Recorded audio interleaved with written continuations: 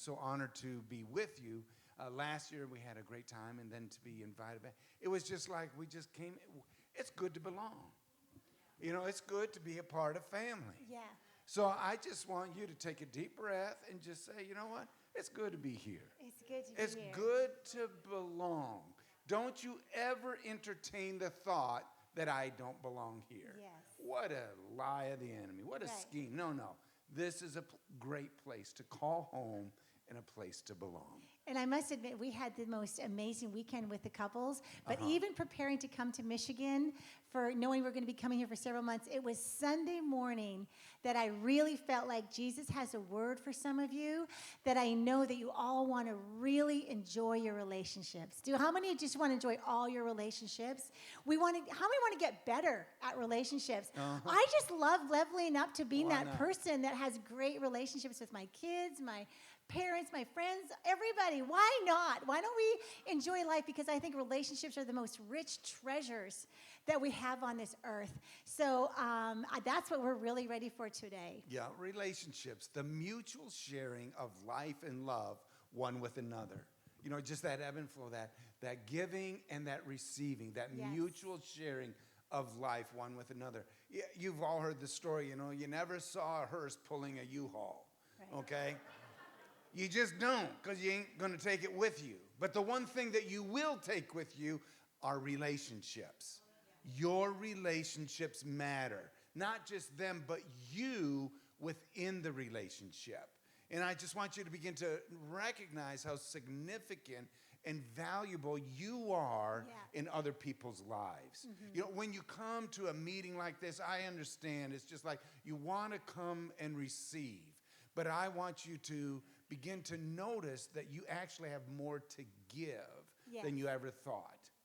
That when you come expectant, absolutely to receive, but also know that I'm connecting with others and that I'm a life giver. You see, when I come, I'm connecting and I'm bringing life to others. Yes. Your relationships matter. Yes. More than that, you matter in your relationships. Exactly. And I just feel led to tell you guys this, that none of you are disqualified.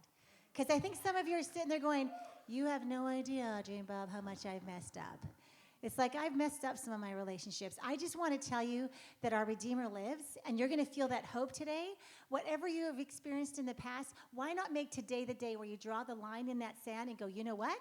Nope. Yeah. I'm going to have great relationships. I'm going to learn how to love like I've never loved before. We can actually develop love as a skill.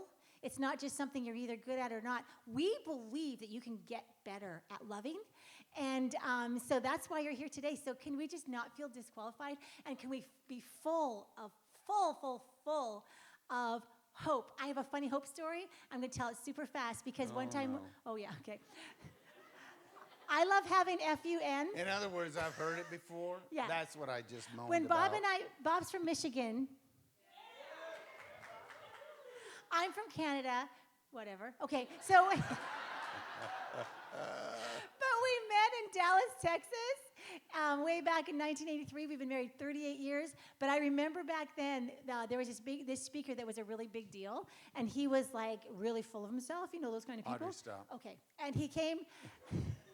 He always had the strongest opening statement. He was like his reputation. He was known for his opening statement. So he came. We weren't at this leadership conference, but he came up 2,000 leaders, and he was going to just do his thing. And his first line was, "Praise God, I've got hope in my soul tonight." But he got his words mixed up, people. Oh yeah. Praise God, I've got soap in my hole tonight.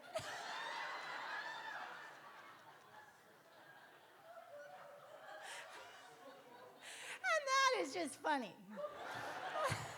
There's no spiritual significance. My life is so much richer. Yes. And cleaner.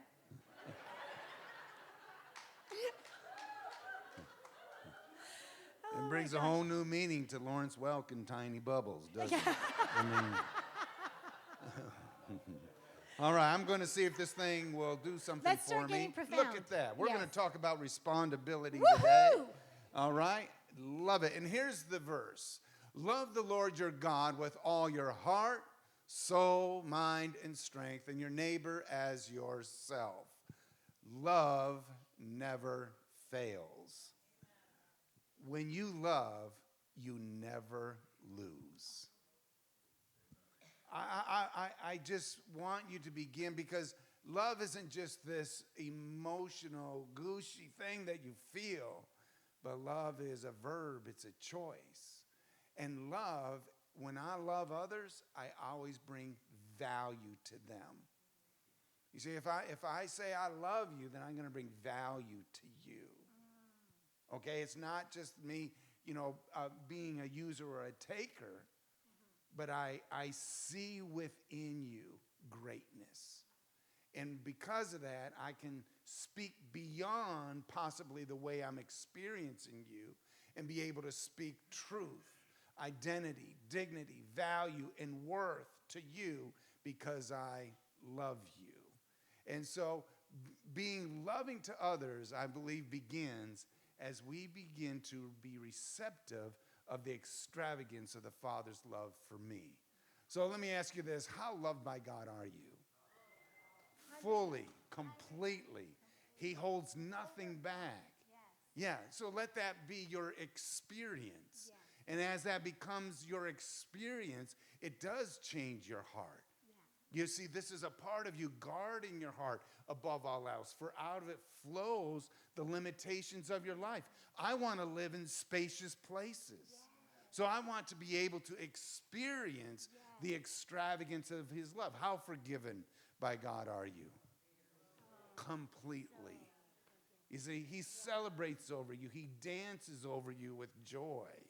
I mean, he pursued me in my brokenness and loved me. He says, I didn't come to this world to condemn this world, but the world would know me, would experience me, that they would feel loved by me. He is a God of love, and he's a God of righteousness. That is the essence of his very character, and his expression to you and I is love. So today's topic, we've made up a word because for several years now, we have really loved the word personal responsibility, just that whole concept, because I think sometimes I've known Jesus, I'm 57 now, since I was 3 years old. I've known him the whole time, and I feel like sometimes we pray for things, we believe for things, but then we don't take personal response, and we're waiting for a miracle. How many have waited for answered prayers and waited for miracles? And what happens is I find that sometimes I have way more power in this than I thought to participate and co-create with God. And if I take personal responsibility for everything me, I line up to that flow, again, that Pastor Phil was talking about in my mind and my heart and soul. When it's aligned with him, together, me and Jesus, we are unstoppable. And I have some piece of this, which I'm willing to take personal responsibility just because I love life. I love life, and I want to enjoy life. So I think it's best with him in the righteousness, peace, and joy that he provides. So we made up this word called respondability. So if I am willing to take personal responsibility, okay, for my actions, then I begin to recognize that I'm responsible for my responses. Yes. Which then we create the word respondability. Okay? So, there it is, respondability. Yes, we are. Awesome. And we also made up definitions. Of course. Okay, so we made up definitions for this. And I have the ability to respond from a place of security and grace. And grace. Say with me, security. Security. And grace. And grace. An enablement and an empowerment from God. Yes. For heaven become our reality. This is a uniqueness that you and I share, is that we bring heaven to earth. Yes, we do. That's so exciting. Yes. The second one there is having the necessary power of choice to exhibit and demonstrate love. Even when you don't feel like it. This is my respondability. Yes. I'm going to take responsibility for my respondability. Love it. So let's talk more about what happens when we get offended. Anybody?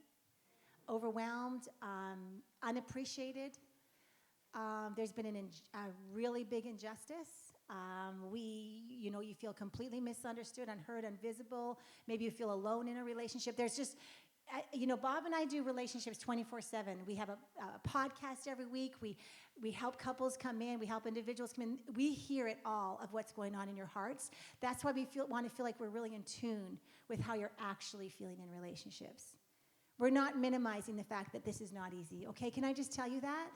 Things have happened to you that never should have happened. Yeah. There have been things words have been said to you that never should have been said. And so we get that, and yet this is where the respondability comes, because when you're feeling frustrated, hurt, I'd like to add the word offended, we can either develop our respondability or be reactionary. Oftentimes with reactionary, again, what I'm doing is I'm deferring my choice to you. In other words, I'm choosing to be reactionary to what is going on in your life. In other words, you make me so angry. You make me feel so guilty. Interesting choice, right? Because when I'm reactionary, what I always do is I defend, I attack, I can shut down, and I can blame, because I'm refusing to take responsibility. Therefore, I project on you that y'all my problem. Yep. If y'all would just kind of be a little, whatever, then my life would be going better. Again, I'm going to take back the power that I have of choice. Yes. I'm going to connect myself with the realities of heaven. I'm going to experience the extravagance of my Father's love so that I can be extremely secure and begin to experience His grace, so that I don't have to live reactionary to you, but that I can respond in a very healthy, loving way where I can always bring value to the situation. So let me just tell you just a very practical thing that has happened to me. A couple years ago, right before Christmas, it was like Christmas Eve, and I was so excited to see one of my kids was flying home. It was going to be very exciting. We have 4 kids, and some of them are married, all this stuff. Christmas, Christmas, Christmas, love it, love it, love it. I'm all excited. And then the day before Christmas Eve, somebody very close to us took Bob out for coffee because he needed to, in love, tell Bob that one of our kids was making bad choices and we might not know about it. Yeah. So I'm a mama bear. Any mama bears out there? See, that comment told me that I don't even know my own kid. I was like, do you think I don't know what's going on in my kid's life? Like, is that what that was about? I felt judged hard, right where I was the most sensitive, because being a mom is probably the biggest deal to me. And so I felt really judged. So when I woke up that morning, I had no intention of getting into something that day other than Christmas Eve. But when that person brought out that judgment and said, you know what, da-da-da-da-da, in a nanosecond, I picked up the same judgment stick and went, oh yeah? Do we want to talk about your kids? Because they actually tell me more than they tell you. Oh, did you see what I just did there? That was what we call reactionary. I almost gave that person power to wreck my Christmas. In fact, it took a lot for me to not let that ruin my Christmas. Mm-hmm. You see what I'm saying? I'm just bringing it home. I'm bringing it home. I had to deal with me. Yeah. Meanwhile, I just hung out over here. You know what I mean? That doesn't happen often, but if you find because I don't have a lot of buttons and triggers, but he found my sensitive spot. And it dug in there at the wrong time, you see? And I was offended. And so, anyway, let's move on. Well, again, there's a few words that we're throwing in here I want you to catch up on. And one is sensitive, okay? Yeah. One is secure. One is, maybe feeling insecure. Yeah. Okay? But what I want to do is when I am secure, then I have a healthy way to be able to respond. Exactly. And then I can respond. I can listen to you. I can move towards your pain. I'm not afraid of your pain. You see, I can begin to bring mercy in the situation. Where there's a deficiency in you, I'll support you. Mm-hmm. I'll stand with you.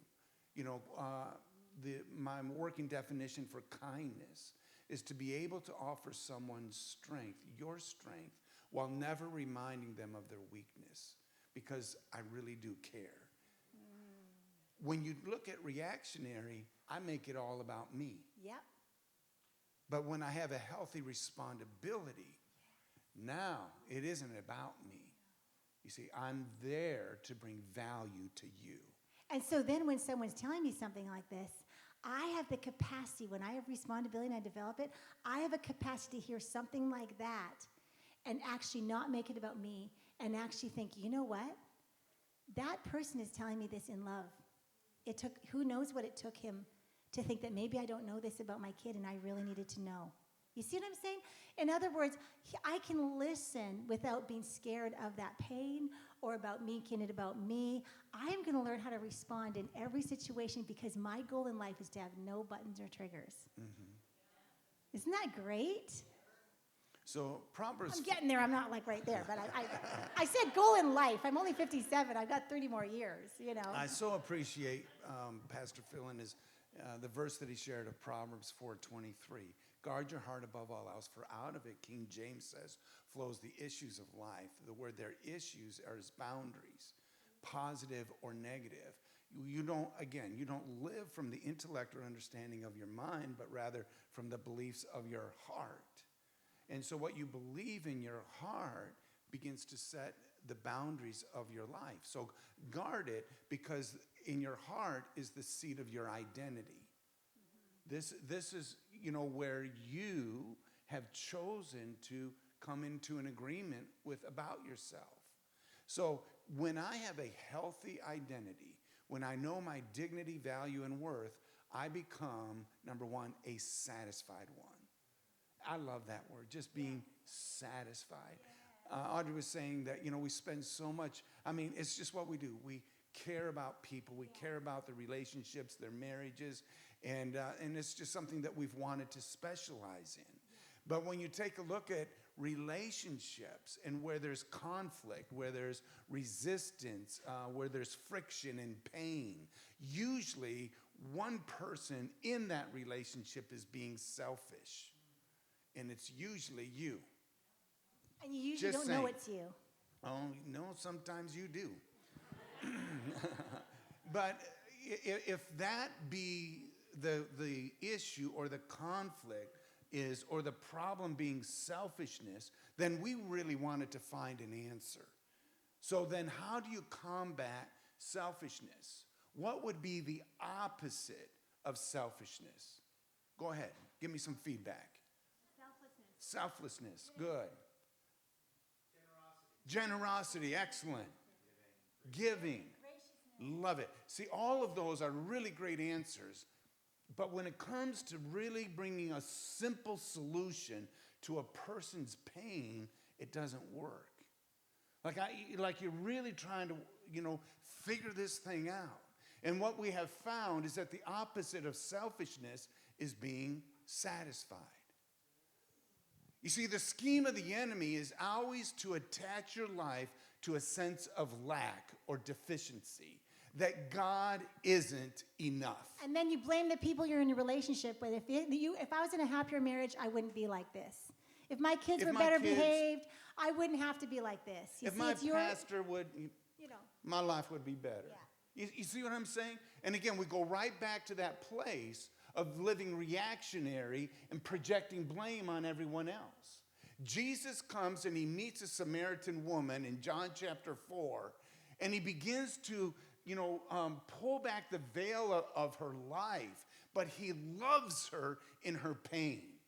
She's isolated and rejected by society, having to go to the well alone, and she meets this man who begins to speak value into her life.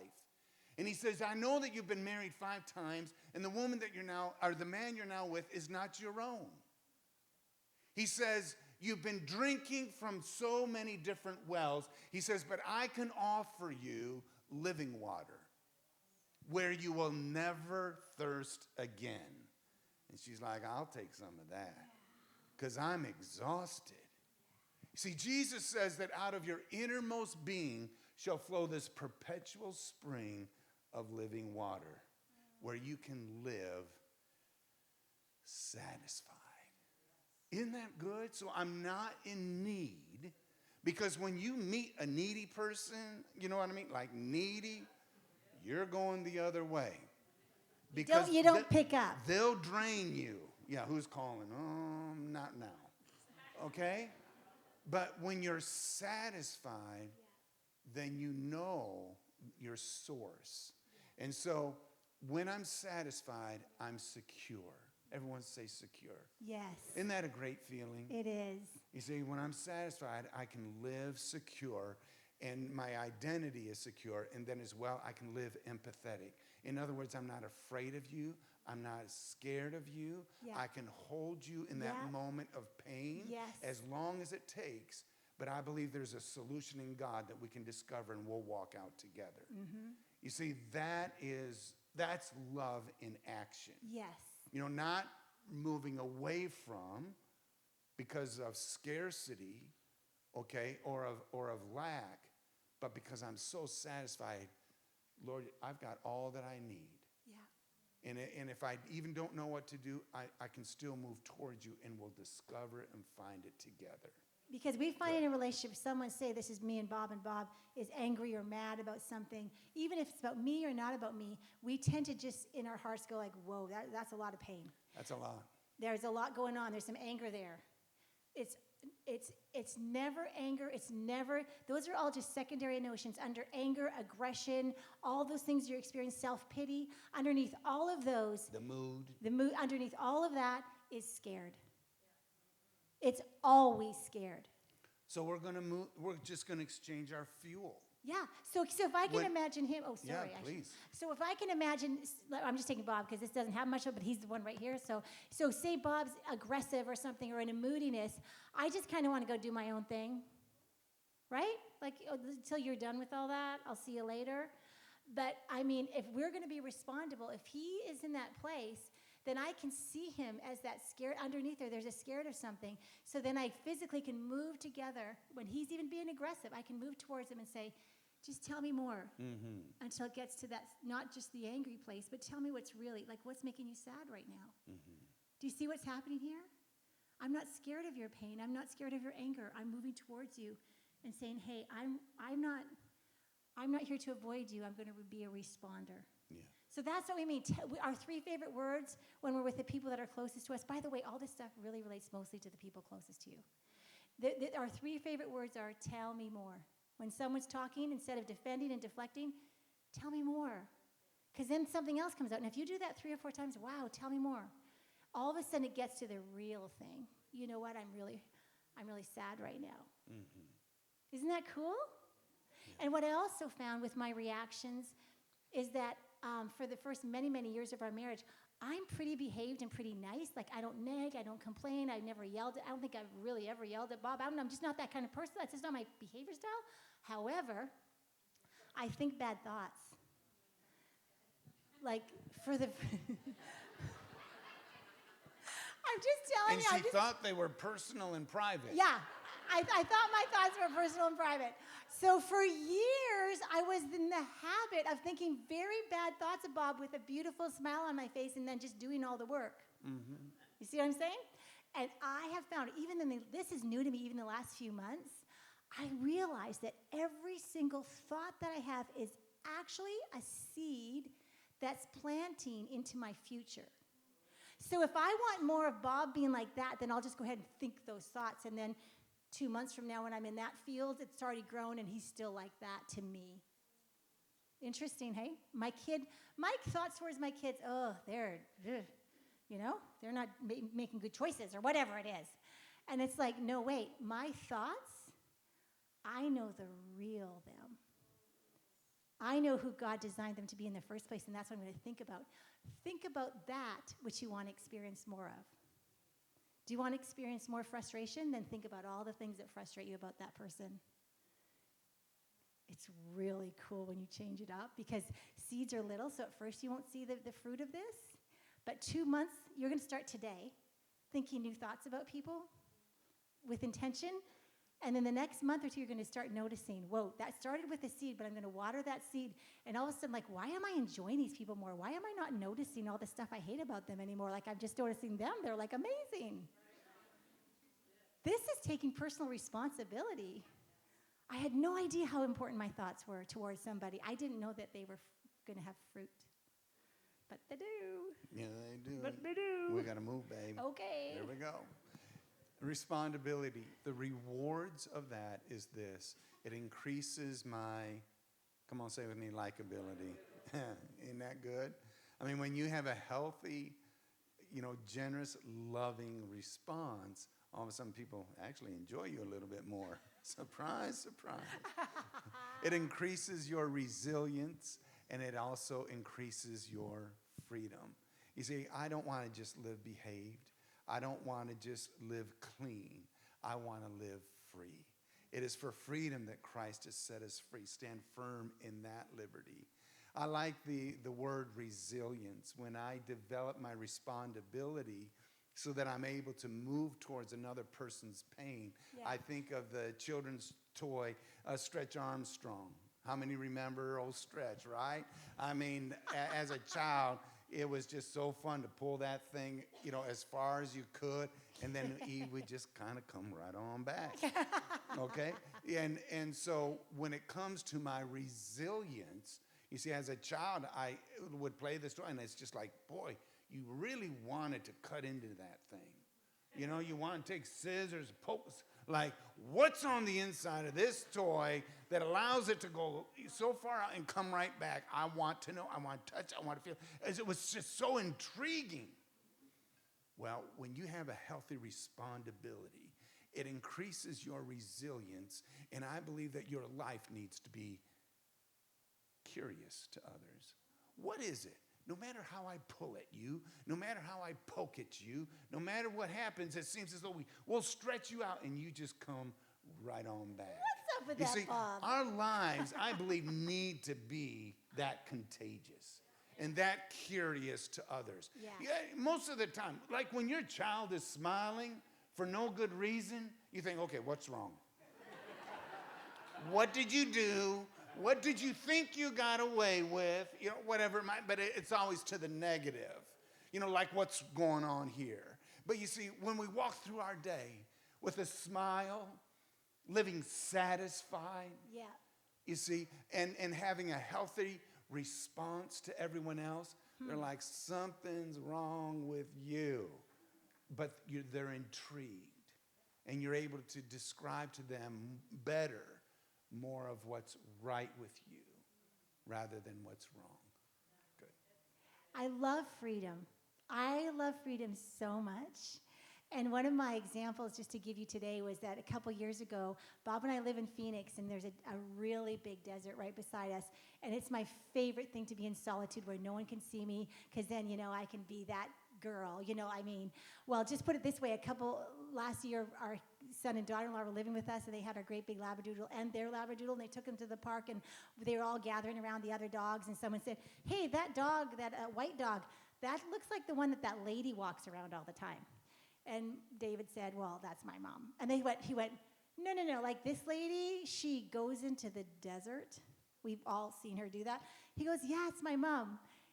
And this guy goes, oh, well, no offense, but it looks like she's on acid.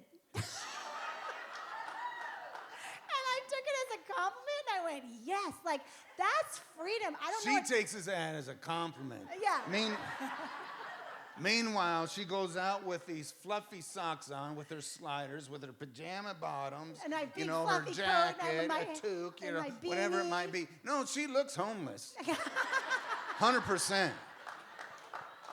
Yeah. I'm all about the She's like, you want to walk with me? No, not today. No. So it was one of those days. I mean, I go for hours. Anyway, I wanted to tell you what I do in the desert. But anyway, so I was one of those days, and I was really enjoying God's presence. I had my AirPod, and I was walking down, and I saw this most beautiful cloud, and I was like, I know you can't capture that on camera, but I'm going to try. And it was Easter time, and I was listening to the song, Hear the Bells Ringing. I remember what song I was listening to. So I was backing up to get just my filter right on my phone. I couldn't figure it out, so I was standing there a long time. And the whole time I was standing there, I was going, hearing this tambourine in this song.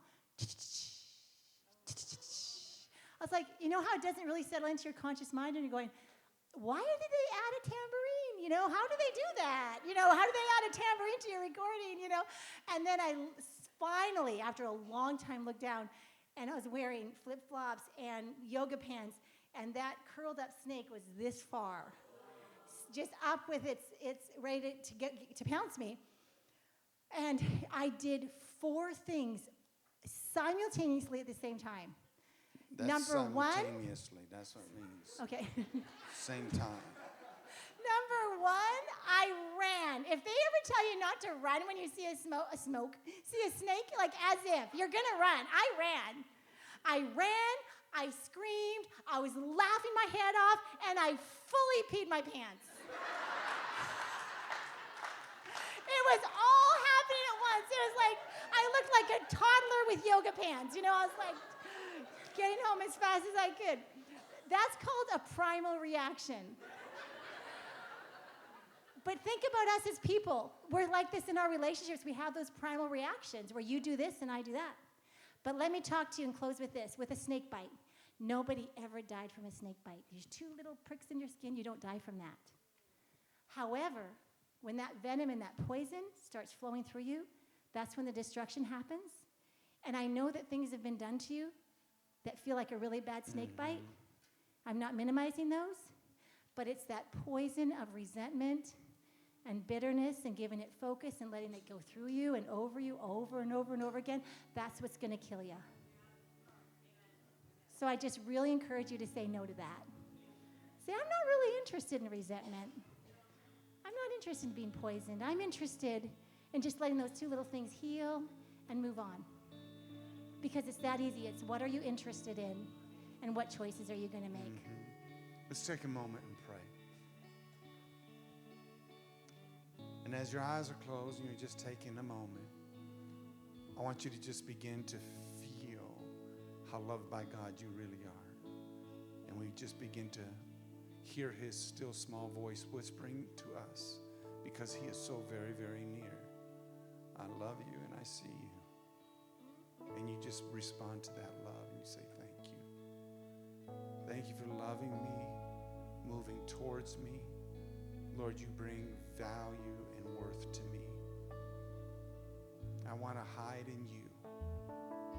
I want to be very, very secure in you. Thank you, Jesus. And for all of the pain and resentment, the hurt, and sometimes even bitterness, Jesus, I give it to you. It hurt, but it's been running through my veins far too long. So I give it to you, and I invite your peace, your presence. Increase my respondability because I am so secure in you.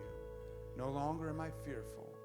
No longer am I insecure, but I see dreams coming true. I trust you for that, Father. Thank you.